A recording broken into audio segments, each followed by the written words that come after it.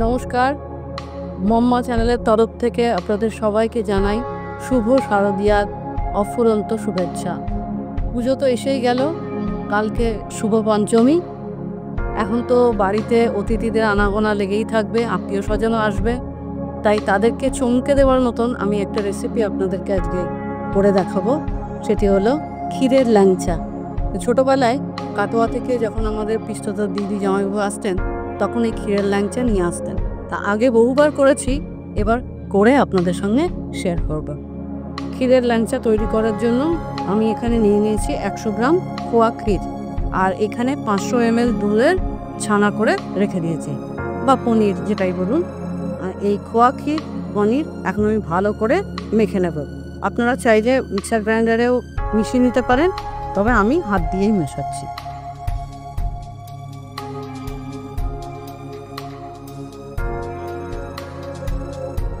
এই চেটাটা দিয়ে হাতে ভালো করে চটকে নিতে হবে। অবশ্য করার আগে, মাখার আগে ভালো করে হাতটা ধুয়ে নিতে হবে, কোনো গুটি যেন না থাকে এর মধ্যে, তাহলে ভাজতে যাওয়ার সময় ফেটে যেতে পারে। এরপর এর মধ্যে আমি দিয়ে দেব খাবার সোডা, যেটা রান্নায় ব্যবহার হয়। বেশি দেব না, এই চামচে 1 চামচ মতো দিলেই হবে। আর আমি এলাচ থেতো করে রেখেছি, সেই এলাচের গুঁড়ো দিয়ে দেবো। এবার এগুলোকে আবার ভালো করে মেখে নেব। ভালোভাবে বানালে এটা খেয়ে সবাই ভাববে আপনি দোকান থেকেই কিনে এনেছেন, নিজের হাতে তৈরি করা সেটা কেউ বুঝতেই পারবে না। এবার এর মধ্যে 2-3 চামচ মতো ময়দা দিয়ে প্রথমে একটু ঠেসে নেব, তারপরে যদি দেখি আবার লাগবে তাহলে দেব। আর এই যে যখন মাখছি তখন একটু শুকনো শুকনো হয়ে যাচ্ছে, তাতে অল্প করে আপনি জল দিতে পারেন বা দুধ দিয়েও মাখতে পারেন। এই যে আমার ডোটা মাখা হয়ে গেছে, এইবার এরকম, এই যে দেখুন এইরকম সফট হবে। এবার এটাকে আমি রেখে দেবো, ততক্ষণে চিনির রসটা করে নেব। এবার আমি নিয়ে নিচ্ছি এই বাটির 1 বাটি পরিমাণ চিনি। যে বাটির মাপটা নিলাম চিনির, সেই বাটিরই 2 বাটি মতন জল দিয়ে দিচ্ছি। আর চিনির সঙ্গে আমি একটু সাদা মিছরিও মিশিয়ে দিয়েছি।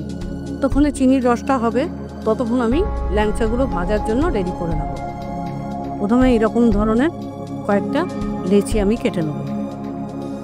এবার এই লেচিগুলোকে আমি এরকম লম্বা লম্বা করে তৈরি করে নিচ্ছি।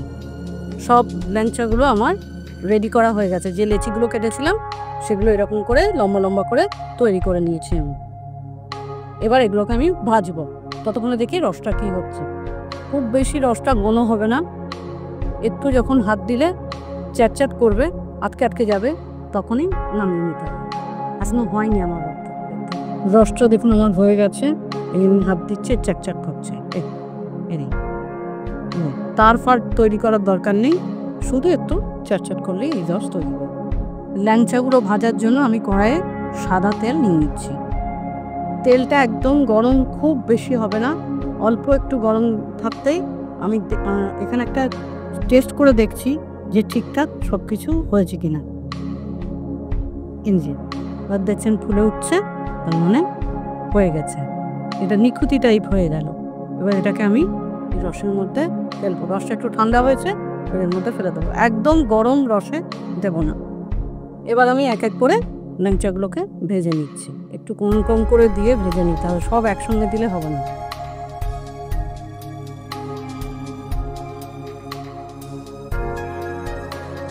ফ্লেমটা একদম লো করে দেবেন, নাহলে পুড়ে যাবে। আপনারা বাড়িতে তৈরি করে খাবেন এবং সবাইকে খাওয়াবেন। আর যদি খেতে ভালো হয় তাহলে ভিডিওটা লাইক, কমেন্ট এবং শেয়ার করতে ভুলবেন না।